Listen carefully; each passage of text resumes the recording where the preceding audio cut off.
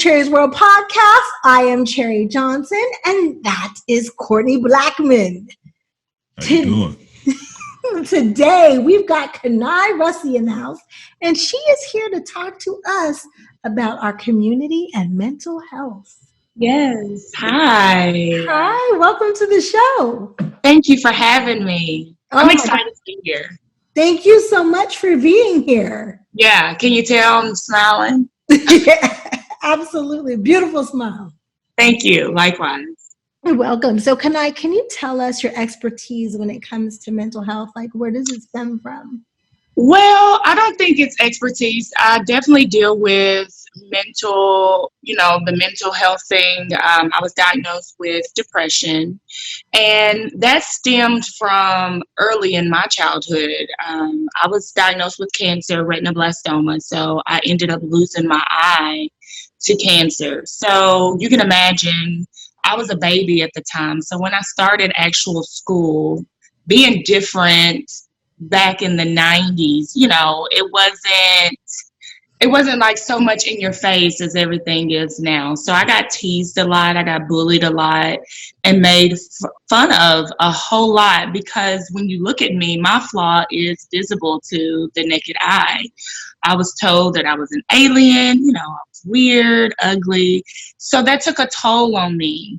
I come from a family of not really love, but survival skills, if that makes sense. Mm-hmm. My grandmother, she raised us, wonderful lady, love her to death. I was very, very close to her. And she ended up raising her children, and then she raised two of her children's kids, and I'm a product of one. And she was a single mother. So she had to do what she had to do. It wasn't much room for love and to show love. So when I was going through all the bullying at school, you would think you can come home and you can take that mask off, or you can take, just that weight off your shoulders and unleash. I couldn't do that. I didn't have anybody to talk to at home. So I kept adding on burdens and that heaviness on me. And it eventually took a toll on me in my adult years. When I was 13, I got involved with a guy, and I look at it, we had no business being together. I don't know if we can cuss on this podcast or not, but we had no business being together. He was a lot older than I was, but that was going to be my question. I'm sorry, you were 13. How old was he? What's a lot older? I would say he was probably about 16 and a half, maybe 17. Okay. So, because I did not have a self-esteem, and when I tell you I didn't, it was non-existent. Because you would think from primary school to middle school, I was told you're ugly. So I believed that. I didn't like the person that I saw in the mirror. I would look in the mirror and I saw a freak show. I hated that person. And so he kind of preyed on that a little bit, I guess you can say. He always said that I was a diamond in the rough. And I thought that was a compliment, but that was that wasn't a compliment at all. He liked that my self-esteem was low because he used that as power over me. And that quickly turned into an abusive relationship. My virginity wasn't given. It was taken from me by him. And so I would get abused almost every single day. And I was with him for 2 years. And so I got so good at it, of covering up the bruises, to where it was like an everyday thing to me. Okay, wait a minute. I'm sorry, I have to stop you.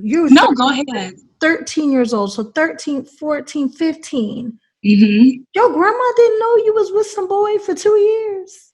She did, but she thought it was just my friend.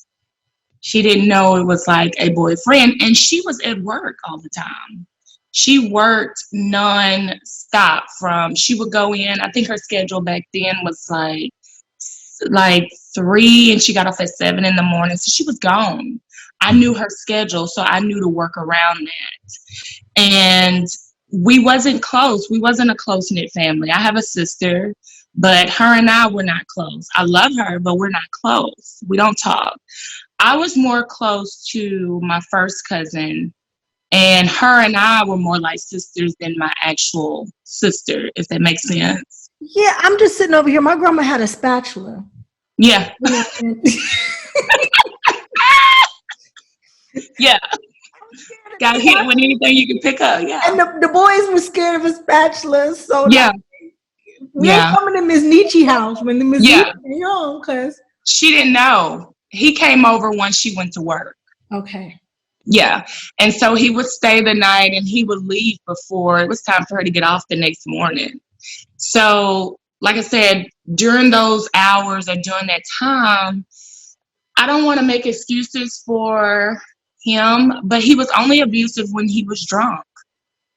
Sober, he was sweet as pie. And I know that sounds crazy as hell. Like, an abuser is an abuser. Absolutely. And it also goes back to him being 16. Yeah. Courtney, you're a father. You have sons. Could your son be gone drunk all night and you not know? As a dad, I want to say no. Yeah. But I was 16 and I snuck out, and it was kind of easy. Yeah. You know what I mean? And so no, I don't know what you mean, because Ms. Lynn wasn't playing. Yeah. and my mom was strict, but you find ways. Kids, if you want to do something, kids are gonna find a way to do it. Now I got caught, but did it again. You got out the house. I couldn't even go to the bathroom. You were strict. You were strict. You go to the bathroom, my mom be like, "What you doing?" Yeah. So I had got really good at hiding the bruises. I would put makeup on them, and I would just go to school like it was nothing. But how I would react at school was me screaming out for help to get out of that situation. And sometimes not even sometimes, I really do hate when people say, "Oh, you're in an abusive relationship, it's so easy to get out." It's not. Because when you're in it, you don't know that you're in it. Do that make sense? Yeah, some people don't see it. Yeah, and I didn't see it. I thought that was what love really was. He was my first. So I was introduced with abuse as a kid. Like, my dad used to beat us. Not like beat, but that's what I thought it was. If a man hit you or if a man strike you, that was him some way, somehow showing that he cared, he loved you. So, and then both of my parents, they weren't really there. They were in the streets and on drugs. That's how my grandmother ended up raising my sister and I. So it was kind of like daddy issues, I guess you can say, for me. I was looking for comfort, for love that I should have gotten from my own dad, but I didn't get that. So I think the breaking point for me with him in that relationship was one particular night I was going to stay with my best friend, or a person that I thought was my best friend. That's another story. But I was going to meet her, and he ended up coming to my bedroom window, and he was drunk. He was very intoxicated, and he asked me to come outside. And I came outside, and he asked me where I had been all that day with my friend. And when I told him that, he struck me across the face with his hand. And we was on the back of my grandmother's porch, and it's concrete. I fell down, and I remember this like yesterday. He grabbed my hair, and he started beating my head in the concrete. He busted my head open. He drugged me from the porch to the street. I'm yelling. And he picked me up by my throat. I managed to claw away. And I remember going to the neighbor's house, and they were sitting on the porch. I'm beating on the door, begging them to help me, let me in. They got up off their porch, locked the screen door, and sat back down as if they were watching a show.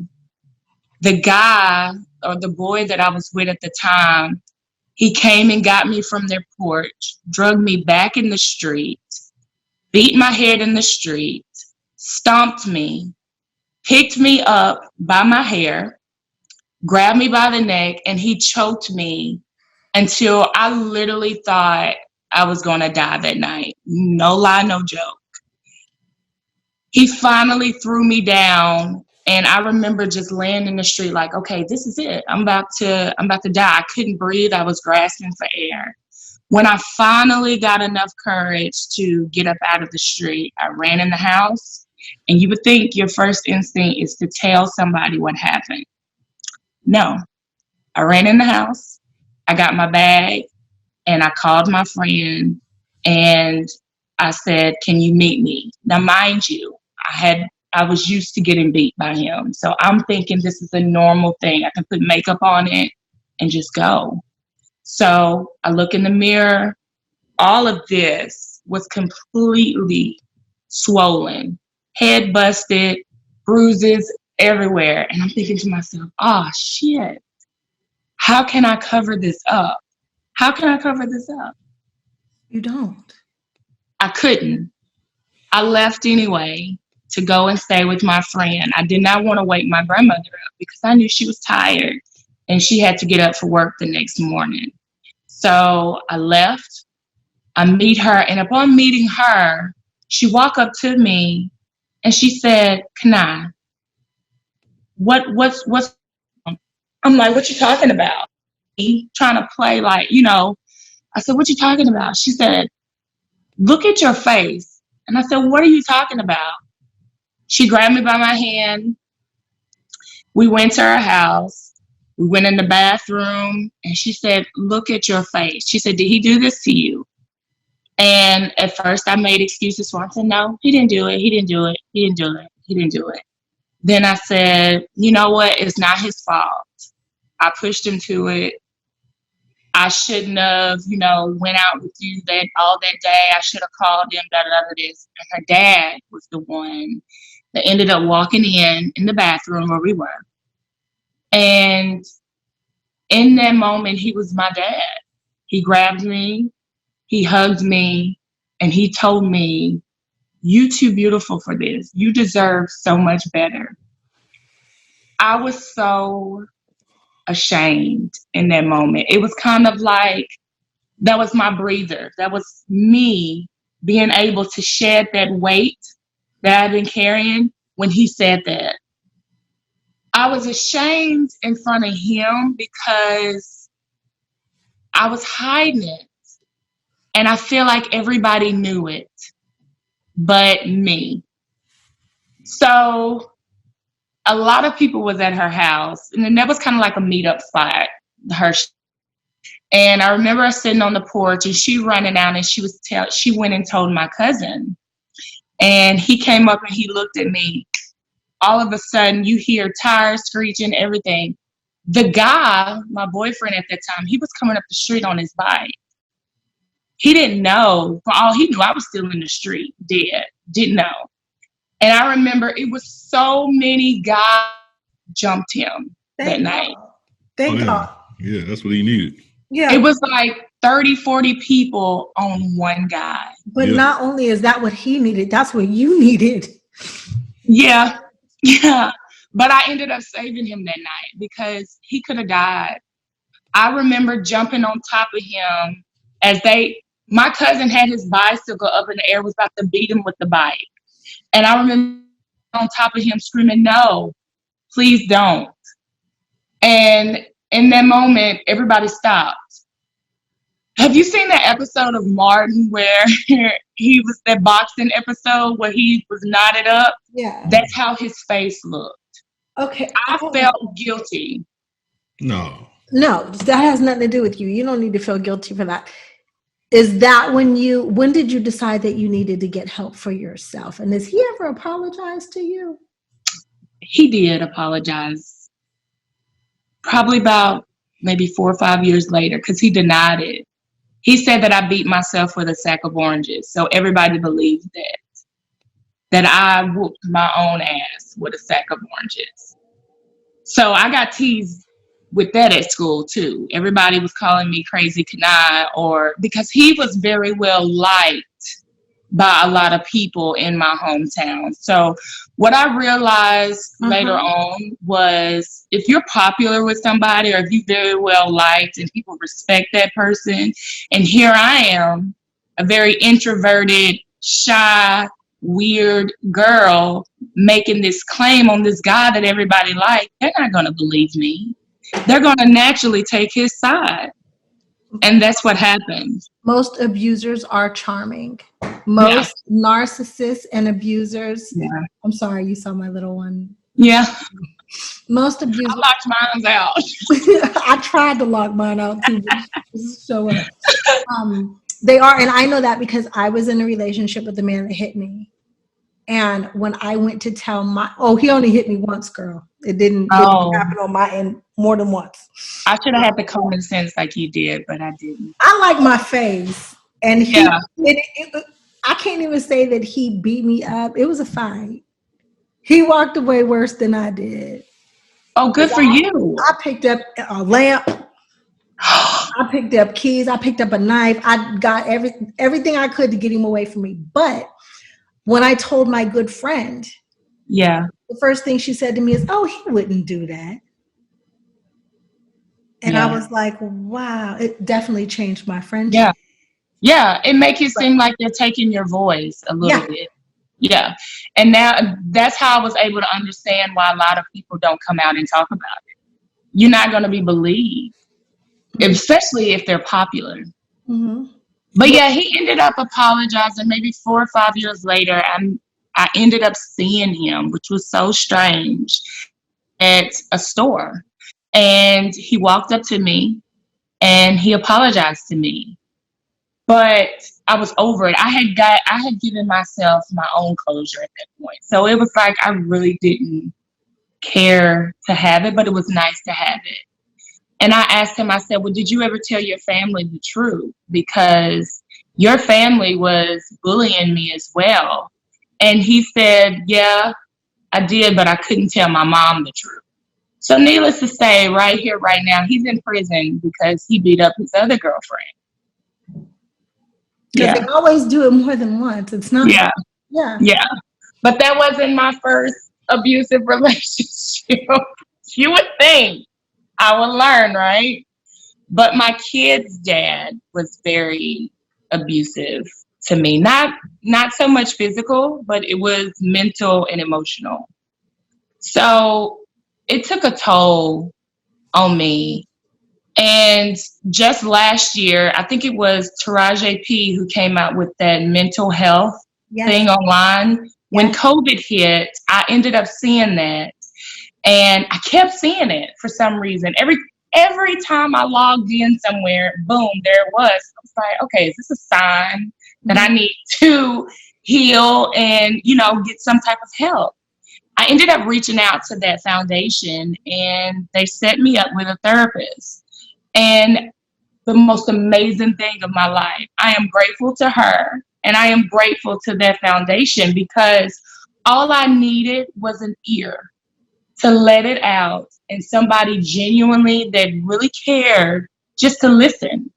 And that's when they told me I have severe depression, traumatic depression, and it's from the trauma that I experienced in my childhood all the way up until I'm 33 now. My last abusive relationship, I was 32. Wow. 32. The strength. I just want to say thank you so much for being here. Thank you so much for being honest. Oh, thank you. A lot of people, they might come out and say, hey, I have depression, but they don't tackle the root and they won't talk about it. And because we don't talk about it, we can't heal within ourselves and we can't heal the community. Right. And I wanted to heal so bad. I was tired of being broken. It's a lot carrying that. Everybody's broken in a different way. I know. You ain't broken no more, and you fine. Oh, thank you. You are absolutely positively beautiful. Oh, thank you. I'm hoping that I'm not one of those damaged goods that can't find love. I'm looking, but I'm not looking. I'm enjoying and I'm getting to know me, and I'm the person that I. I And also, when I look in the mirror now, I love what I see. Looking back, I that's do. the beginning of it. I always tell women, don't look. Yeah, Dogs chase cats. Cats don't chase dogs. It's not yeah. nature, and that's why it doesn't work. I like that analogy. That's very good. If a man wants you, he gonna come get you. Yeah. If he don't Okay. come get I you, that like ain't no man. that. Courtney, Right. I ain't no man, but Courtney, That's 100% true. If a man wants you, he will come get you. Yeah. And I believe that. I'm grateful for the experiences that I went through because now I'm able to, let my kids know what not to look for, especially my daughter. She's 11. So I'm able to instill in her confidence. And I tell her every single day that she's beautiful. I never got told that, ever, ever. So I'm correcting what I didn't get and what I didn't get and what I crave so much from just family or whomever. I make sure to give that to my kids. Like my daughter, I tell her she's beautiful. My boys, I tell them they're handsome. And their father's not present in their life, which is okay. It's okay. I feel like now I'm strong enough for the both of us, although, the standard of a woman can't raise boys. I think I think I'm doing a pretty good job. I do. I give myself a pat on the back. you know what? I always say that God gives us all Yeah. one good one. And if Yeah. one is not present, it's better that they're not present than being present and it hurts them forever. Yes. Yes. Because just because you're present doesn't mean that that's a good thing. Yes. Yes. Because their dad, well, my middle son's dad, we I may he rest in peace. He died 2 years ago in a motorcycle accident. But I always say he was my true love. We were great. We were really great. And then he ended up doing something stupid and he had to go to prison for it. So when he got out of prison, he wasn't the same. And we argued and fought. We fought like cats and dogs afterwards. And we fought until the day that he died. And I will forever carry that guilt on me because he's not here, to fix it. But as horrible as he was the last 2, 3 years of his life, I truly believe that was my soulmate. But I regret the arguing and the bickering in front of my kids because they saw that. Mm-hmm. And just because somebody is the love of your life or just because you're in love with somebody does not mean you have to stay with them, especially if you have kids, because you do more damage than good. Stand with that and instilling it in your kids. Sometimes it's better to just walk away. Amen. Yeah. Amen. That's a beautiful word. Just walk away. Thank you so much for being here, sweetie. Thank you so much for having me. I appreciate you. It takes a lot of strength to be able to share your story and to be transparent. Absolutely. Thank you. I really hate that, man. I really hate to hear them kind of stories from men. I just really hate that. I know, Courtney, you want to go find him now, don't you? I already know you. No, I mean, I'm too old for that kind of stuff now, but it's just like, that wasn't even an option for me when I was a kid. Yeah. It just wasn't even an option. Yeah. Like my grandfather, God bless him, he told me, always walk away from encounters with women. He always just walk away. Yeah. And he said, ain't nobody worth you losing your freedom over. And that just stuck with me, man. So that wasn't even an option. Like as I became an adult, a man, a teenage boy, to now as a little boy, yeah, I fought Yeah. everybody, but Right. when I became an adult, just like that just wasn't even an option, man. I don't know. Yeah. You had Everybody's raised different. Yeah, I think when you have good men in your life, that doesn't happen. Yeah. Yeah. And you have to look back, was they raised on love or was they raised on survival skills? Because that's a big difference. Big difference. If they was raised on love, then I don't think none of that'll happen. But if it's survival skills, then yeah, it will. It's true. Yeah. It's definitely true. Thank Yeah. you for being here, Mama. Thank you for having me. It's just been awesome. It wasn't as bad as I thought. Ah, see? God bless you, and stay in touch with me, okay? I will. We want to know how this goes. Yes. Okay. I will. I promise. And if a man come around, let me and Courtney screen his ass. I will. Okay. I will. Thank you. Thank you, love. Bye. Bye. Take care. Hey, please like and subscribe to my YouTube channel. It is the official Cherie Johnson. That way you never miss one of our Cherie's World podcasts. Okay, so when we left off, you had told us about the boyfriend, right?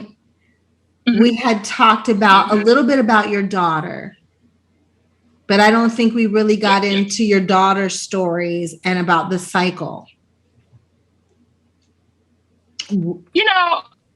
I didn't touch on that because she is still young, and I take her innocence very seriously.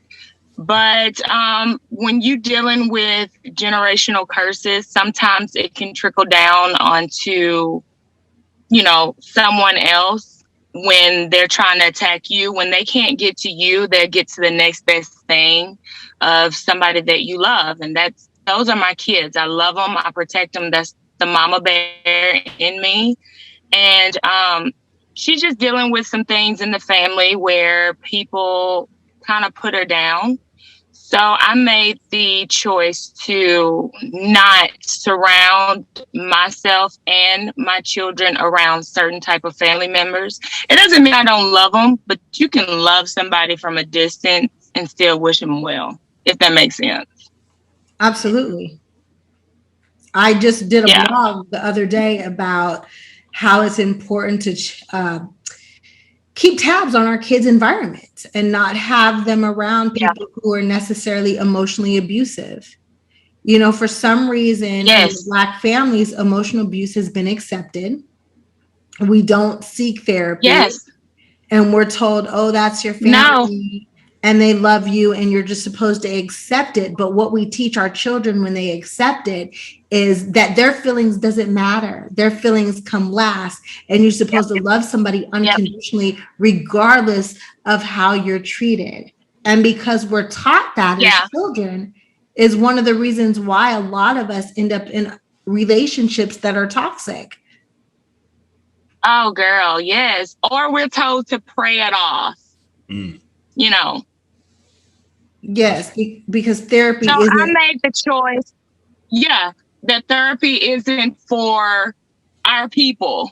Mm-hmm. And it really is. And I didn't get therapy for all of my treatment until I was grown, but my mentality was still the age where I was violated, if that makes sense. I was like 20-something years old, but I still had a 13-year-old mentality. And a lot of people couldn't understand that. And it was because my innocence was taken from me at that age. And when I tried to talk about it, it was hush hush under the rug because you don't want to embarrass the family, or, that's a negative look on the person that was raising me. When I tell you I went through hell, I went through hell. I found out probably last year, maybe a year and a half ago, that I have bipolar 2 disorder. And when I heard that from an actual licensed professional, I cried because I thought immediately oh, I'm crazy. I'm all those things that people said I was. And when I started crying, and my therapist, she asked me, she said, why are you crying? And I said, because you just confirmed what everybody's been saying about me. I'm crazy. And she said, no, that's not what I said. She said, you've been dealing with traumatic issues all your life, and you've had to deal with them on your own. And it may not have been the best way, the way that somebody else wanted you to deal with it, but you had to deal with it in a way that you knew how. And with me having that mentality of a child, but I'm grown, I acted as a child and not as a grown up. If I'm explaining that right. From my understanding, what you have, and I'm not a therapist, I'm not licensed, but from what you have is trauma induced, right? So you weren't born with it, but in your head, time kind of froze and you were trying to hold on to your innocence because it's a way for your mind to put it in the back burner and not think about it all the time. Is that correct? Yeah. And that's 100% true. And I finally had to let that 13-year-old girl go. And when I tell you, and I'm not going to cry, I promise I'm not going to cry. It's okay. We'll cry together. If you need to cry, go ahead and let it out. It was hard for me to let her go because I needed her. And I felt bad for my 13-year-old self because I felt like I put her through a lot and she had been through a lot that she didn't ask for, but I didn't treat her right. I didn't protect her. So when I was in therapy and I was getting the treatment, I was healing her. And I didn't know that I was healing her so I could let her go. So I can finally have the 33-year-old mentality because I'm 33. And when I finally had to let her go, it was hard. It was really hard, but it was so freeing at the same time. Because now that I know what's wrong with me, I know how to get in control of it and I know how to respond to things. Absolutely. If that makes sense. Yeah, you can't heal the issue until you know the root of the issue. Yeah. And when I will tell you this, when I was raped, the guy that raped me, he stuck a wire clothes hanger inside of me. And I'm sorry. No, take your time.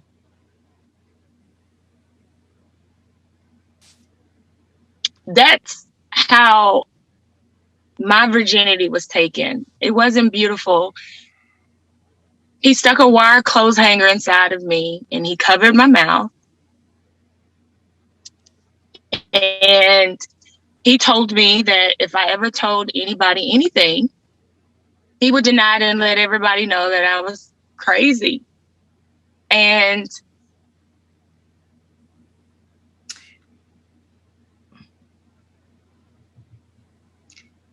did he stick the clothes hanger in you after he penetrated you? I'm asking because that's a way they used to do abortions. So he tried to mess up your insides to make sure that you wouldn't get pregnant. He did. I'm sorry. I hate to be graphic, but no, you're fine. I told you nothing is off limits. You ask what you want. Because this is my way of completely releasing. So if I can help somebody or if I can inspire somebody, that's what I want to do. I don't want anything that I went through traumatic to be in vain or for nothing, if that makes sense. I'm not a victim. I don't want to be a victim because I feel like everything that I went through, it was for a reason and it made me stronger. That wasn't the first time that happened. When that happened, I did try to tell somebody and no one would listen. So imagine being 13 and you had your virginity taken And also you had something traumatic like that happen to you and you can't talk to anybody about it. So I became angry. And my defense mechanism was anger. It was. I was a horrible person towards people, but I felt like people didn't deserve the best part of me because they took my voice along with him. They didn't care enough about me to listen. And that's all I needed was someone to listen and someone to help. So my actions were screaming for help, but I couldn't say the words help. And we had broken up and I ended up getting with somebody else. He wasn't no better. And he was abusive in a different way. He was abusive emotionally and mentally. And that was my first time experiencing that abuse. It wasn't my first time seeing it, but it was my first time experiencing it. Well, in a relationship, because you had mentioned that your family was also very mentally and emotionally abusive to you. Yeah. So that was my first time experiencing in like a relationship, male, female. And so he kind of manipulated me. And I don't want to put the blame all on him because by the time I met him, I was of age to know better, but I was still wounded. I was still broken. I was still not healed. So I'm searching for love in all these men, which I should have got it from family. But what I didn't get from family, that's what I was looking for in a man. And so when I got with him, I ended up getting pregnant with my first son. And I never forget when I told him I was pregnant, he completely cut me off. I'm 17 and I'm pregnant with my first child. Mind you, I was always told I couldn't have kids because of the cancer that I had. And yeah, I had retinoblastoma. I was born with retinoblastoma. I lost this eye. And I see your face, Courtney. Oh, I'm sorry. I'm bad. It's okay. I'm sorry. No, you're fine. No, And I didn't know that you always lost your eye. I didn't know that. Sorry. No, you're fine. It's a prosthesis. And by the time they caught it, it was stage 4 cancer. And I'm not even supposed to be here because they told me, well, my family, even with surgery, I had a 4% chance of survival. But the Lord saw fit for me to still be here. So I'm here. You are. So I'm grateful.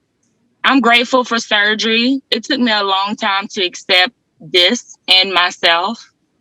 And I think the last time I told you guys, when I saw myself in the mirror, I didn't see a pretty person. I saw a freak. I saw a monster. I saw somebody that wasn't nowhere near the word cute, pretty, or beautiful because I was teased about this my whole life.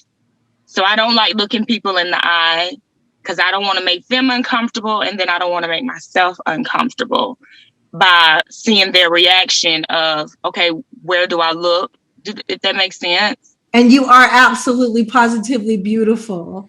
Yeah, and maybe it's just me. I didn't notice that. I didn't notice. Well, thank you. I got a good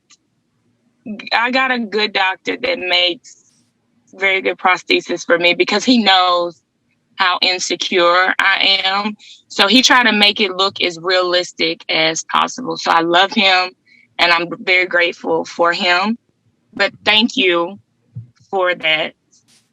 But what I was saying was, so when I got pregnant, he completely ghosted me and I ended up going back to the same guy. I know you can judge me. No. That raped me. No judgment.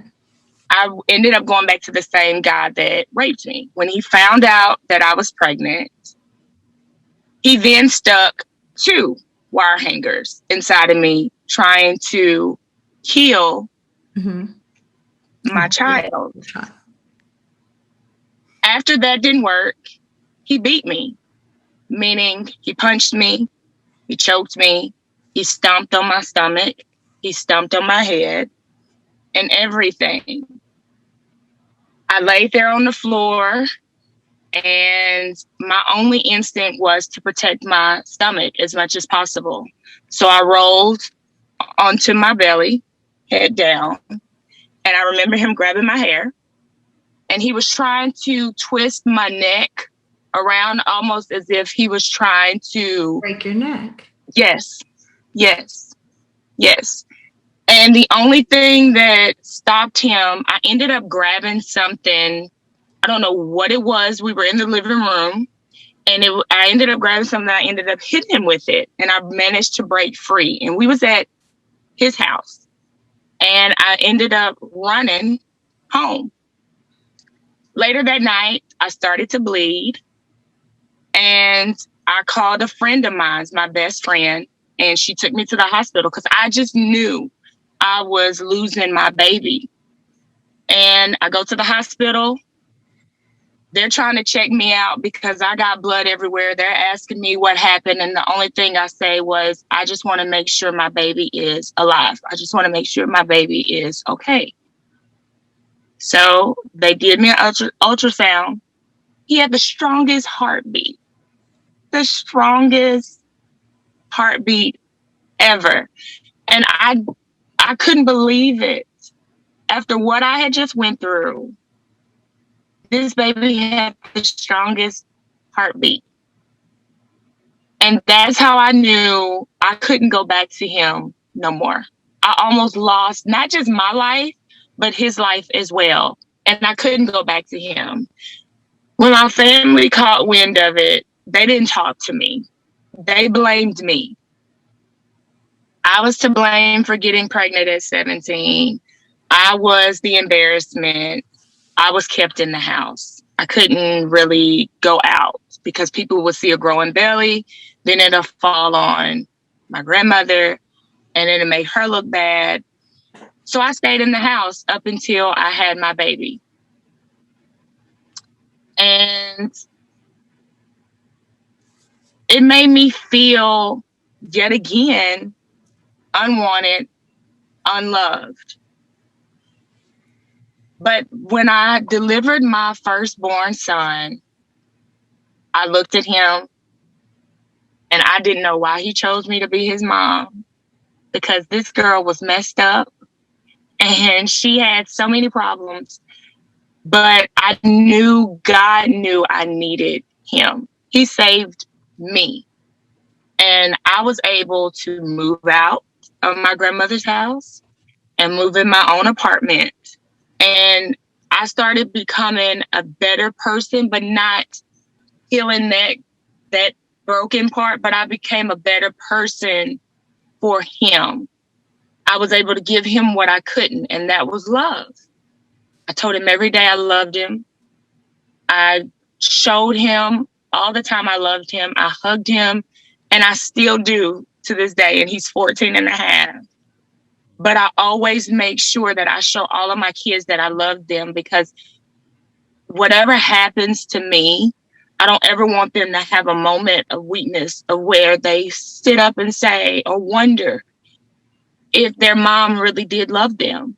And I remember reaching out to you not too long ago because I didn't want to be here no more. I wasn't going to bring it up, but since you did, can we talk about it? We can. We can. I love that you say your baby gave you a purpose. You reached out to me and I was completely taken back because through our conversations, I love you. And you've become my friend. And I need to hear from you. And I read the message and you meant it. And it scared me because I am not a professional. And most of the time, if something's serious, I am not the one that nobody need to call or reach out to first. I did mean it. And I'm sorry. I didn't want to scare you. I wanted to thank you because you gave me what nobody else wouldn't. You gave me a voice or you gave me my voice back. And I don't know you from Adam. And the fact that you took time out, your schedule, your life, your day to give this girl her voice back and just listen, that meant the world to me. I've been dealing with a lot, and I was beyond my breaking point when I reached out to you. I had it all planned out of what I was going to do, all planned out. And I said, I cannot leave here without thanking this person for giving me my voice back, because I felt like I had did what I needed to do. And No. I had the skills there. No. I had the notes. I had everything lined up. And your response to me was kind of like, no. And it's so crazy because when you responded and I read it, my kids walked in the door and asked, do you need a hug? Yes. Yes, she does. And so do I. They were like, do you need a hug? And I said, they're right on time. And I did. And they came and they embraced me. And I read your message over and over and over. And I said, either she an angel from the Lord, which you are. I said, or she really genuinely do care. And sometimes that's all somebody need. It's just to feel like they matter. I never felt like I mattered. I felt like if I died today, no one would miss me. No one. That's not true. And please don't mislead these people. My response back to her was not like this beautifully well-written message. No, she got in my ass, y'all. She got in my ass in a loving way. It was not no rose petals, pretty rainbows. No, she gave me exactly what I needed. She woke me up from it, and that's what I needed. It was tough love. And I'm sorry it was tough. I just don't know how to be any other way. I didn't know how to give you those rose petals. No, don't apologize, because you gave me exactly what I needed. I needed that. I did. And again, I felt I'm sorry, so guilty. I did not try to scare you. No, I felt so guilty because I was like, God, I am not the one she should have called. No. I just have moments of depression. And when I hit depression, it's hard. I hit it and I go in a very, very, very dark place. And sometimes it's hard for me to overcome it. And sometimes it takes over me. And that's what scares me when I get in that dark place, because I can't do it by myself. And when I get in that space, I do need help.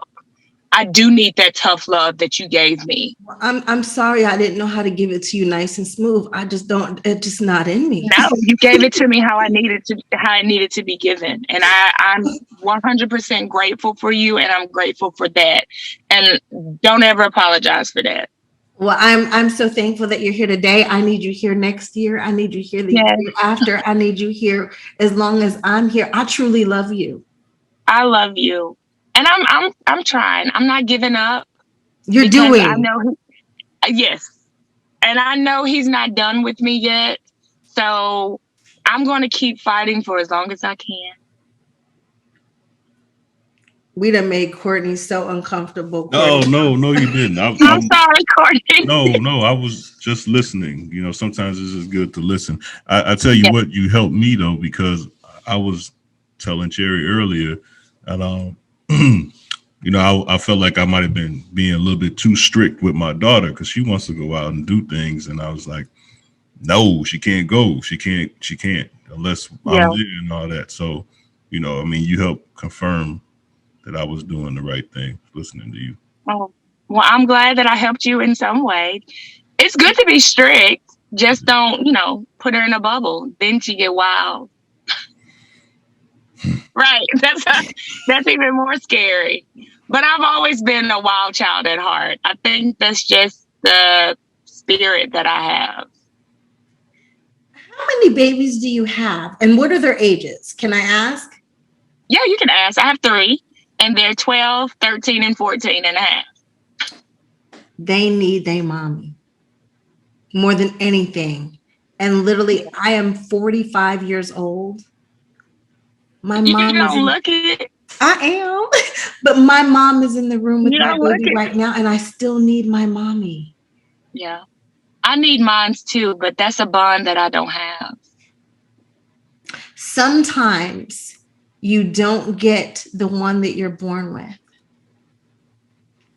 But God will bring you somebody in your life right when you need them.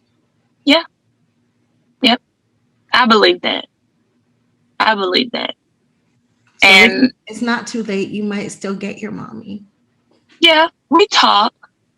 I love her. I just wish we were closer because we're so much alike.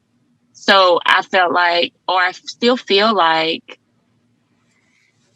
everything about me is her. She could help me in some way, but it's kind of not there. Like, I need my older sister, but we're not close.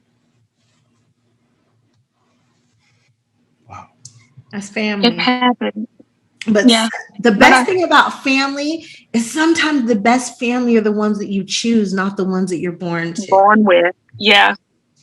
And I have my babies and I love them to death. And I feel guilty sometimes because I know that I need them more than they need me. Can I lighten the mood up a little bit? Yeah. What kind of car that is you? What kind of car that is you riding in? It's got the panoramic sunroof and everything. It's my brand new 2021 Ford Edge. It's my mom car. Hey, that's a nice mom car too. Thank you. I had to upgrade. My kids were getting bigger and getting taller. I'm like, man, we gotta upgrade. That look nice. The double sunroof is nice. I know that was my favorite part. It's awesome. But yeah, look, let me give them some scenery. You got a brand new car. I know. And I'm finna build a brand new house, so it's working. Yes, her life is good. She just has to be reminded every once in a while. Life is good. Yes. Right now, it's good. It's good. When I'm on a high, I'm on a high. But then when I'm on a low, it's bad. But so I'll take the good any day. I was going to say, you just got to remember when we all have low days. Today was one of mine. Let me be honest to you. I ain't got no makeup on. But you look beautiful. You don't need it. I'm only dressed from the top. I didn't take my pajama bottoms off. Yes, body. Yes. I got a bodysuit that ain't on. You know what I'm saying? I don't need it. I told Courtney today, I said, hey, I'm the black girl that didn't want to come to work today. I'm just going to be honest. I ain't feeling it. You see, I got a mom baseball cap on. I'm in the car. It's just all bad, right? No, it's all great. It's all good. You have a natural beauty. You're beautiful. Thank you. And so are you. And that's what I want you to know. You're not the only one. We all have bad days. Yes, yours might be a little bit more intense. Yeah. But it's just all in the way we choose to handle them. Yeah. And that's what I'm working on. I got to get strong enough to handle my bad days. And I'm working on that. No, not you got to get strong enough. You are strong enough. I couldn't have went through half of the stuff that you went through without killing people. I'm telling you. It wouldn't have been me. It would have been everybody else, though. I'd have took them out. No, you could have went through it. No. Yeah. Look, I'm cheersing to my water. Ain't nothing in there but water. But no, I couldn't have. Mountain Dew, right? Yes. Cheers. Listen, you way stronger than you think you are. I get that a lot, but I don't see it. You sitting in the new car, you don't see it? No. You got that beautiful smile, you don't see it?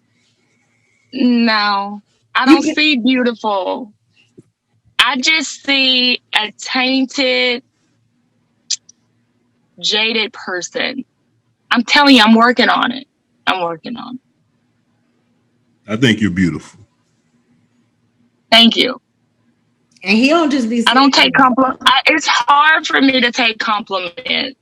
Oh, I know. It makes me uncomfortable. Yeah. Oh, honey. I understand. Me too. You need to get it. Yeah, he be acting funny because I be telling he do. I'll be like, oh, Courtney, you look cute today. He be like, nah, man. Why you don't like compliments, Courtney? You know what? Maybe I need to talk to a therapist because I never thought that men are supposed to get that kind of stuff. You know, I don't really do emotions, and I don't really do all that. I give it. Yeah. I believe I'm supposed to provide that and give it. I don't do well accepting that kind of stuff. I don't know. I get it. Yeah, I get it. Makes me uncomfortable. Men should get compliments. You need to know when you cute. And you know what? One time my wife tried to say, I'm going to send you, because I always send her flowers to her office. Aww. So she was like, I'm going to send you flowers to your job. I was like, you better not ever don't send me. I was like, how am I supposed to walk out? That would make me highly uncomfortable. A man walking out of the job with some flowers, like, don't ever do. That's beautiful. No, yes, it is. I just. What if she sent you like an edible arrangement or something? Is that okay? That's food. Don't send me nothing. Cookies? Nah. Really? Let me take it to let me take it to work with me. Like, don't send nothing to. Nah, don't do that. And that's as women, that puts us in a weird place because then we don't know, like. Yeah, don't do that. Right, what to do? Yeah.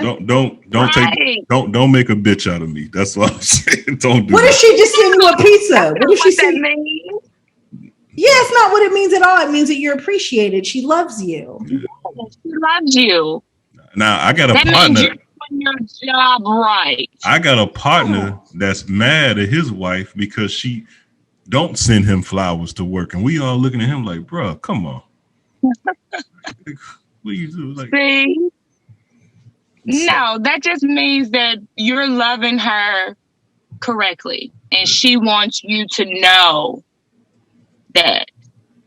Yeah, I'm more of a giver. I'm not really a receiver. I don't know how to accept. A lot of guys are. I don't do that. But every guy that's a giver should also be able to receive their flowers too.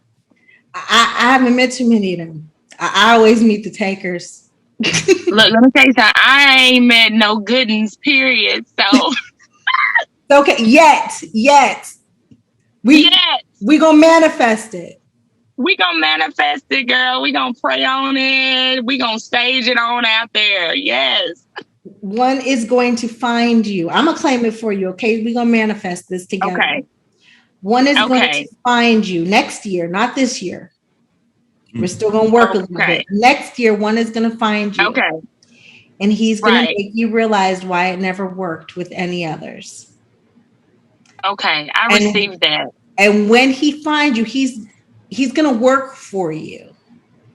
You're not going to have to give in easy. He's going to make you see that he is the one. Glory. Every time you ask God, he's going to answer you. Yes. I love that. And I'm going to continue to work on me so I can be my best self to receive such a man. Hey. Exactly. And when when he finds you, you got to do a promise. Okay. You got to tell him y'all have a date or somewhere you got to be. You better call me and Courtney back and let us see this man. Right. I will. You got a brother and a sister over there that will drive to Arkansas. Oh, we ain't playing. No, we ain't. Okay. We ain't that far. Right. My daddy's actually in Arkansas. My daddy will beat me there. I I got cousins in Arkansas, are you? Arkansas too. I got some cousins in Arkansas. I got some cousins in Tennessee, Memphis, Tennessee. Oh, wow. Yeah, Wow. My Mississippi. daddy's from Fordyce. Oh, that's not far. I got some cousins in Pine Bluff. Oh, that's real about that life. Okay, so what I'm saying is, Okay. he better Okay, be I right. believe you now. They own a lot of land. I believe you now. My grandma, my grandpa did. They still got the land and the little swamp behind it. Oh. I'm gonna leave it at that. Okay. Say less. Say less. We gonna make sure you okay. We gonna meet this man. But I bet you look at us with the biggest smile ever, and everything in life will make sense. Yes. I'm gonna always carry this smile, no matter what. That's my prayer for you. Them boys need their mama too. Them boys, I mean, both kids need their mama, but them boys definitely need their mama too. Yeah. How your son is? He's good. I have 2 boys and 1 girl. Oh, okay. My girl is my baby. Yeah. And she is literally my best friend. But my oldest son, that's my, like, for real, that's my dude. Because we struggled together. We went through it together. My middle son is my ham. He's my attention seeker. He loves women. So be careful. We got to keep him away from his mama. He loves his mama. And it's nothing like a son's love. I mean, a daughter's love is beautiful. But when you have a son and you see how that much they love and protect their mama, that's...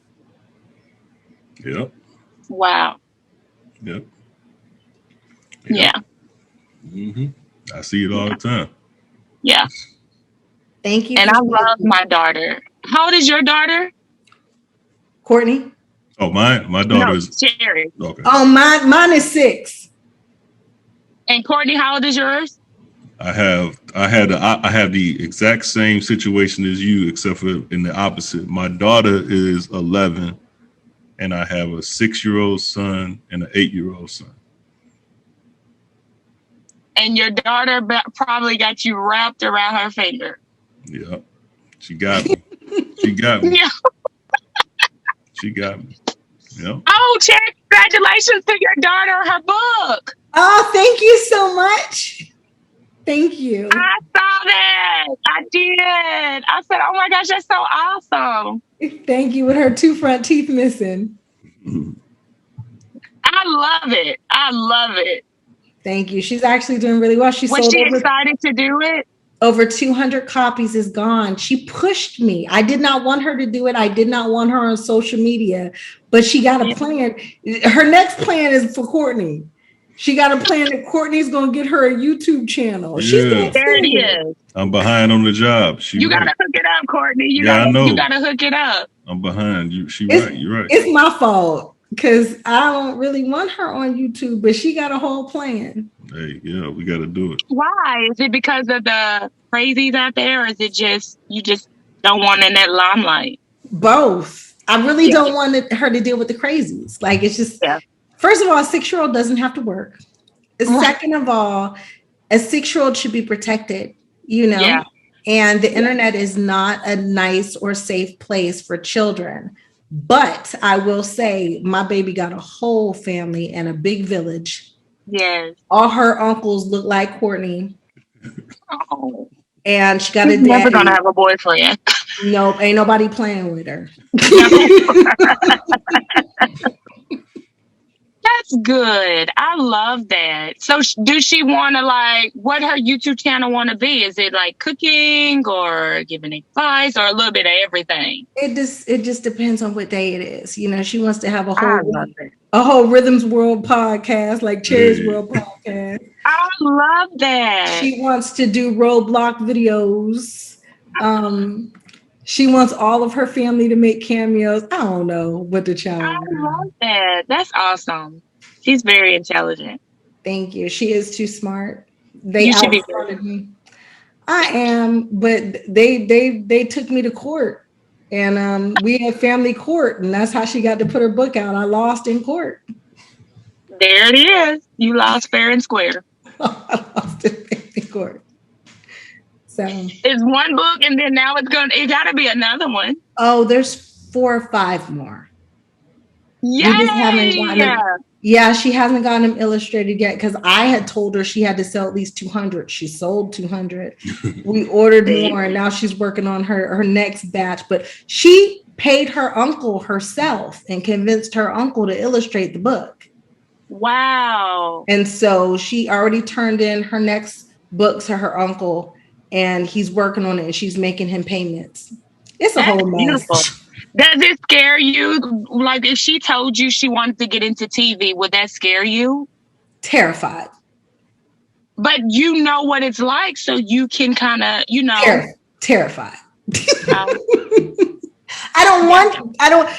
There was no social media. There was no internet. It wasn't. It was a different, we still had our weirdos and our creeps, and my mama had her 357 with her all the time. But my mama's no joke, but it's different. It's too accessible. Yeah.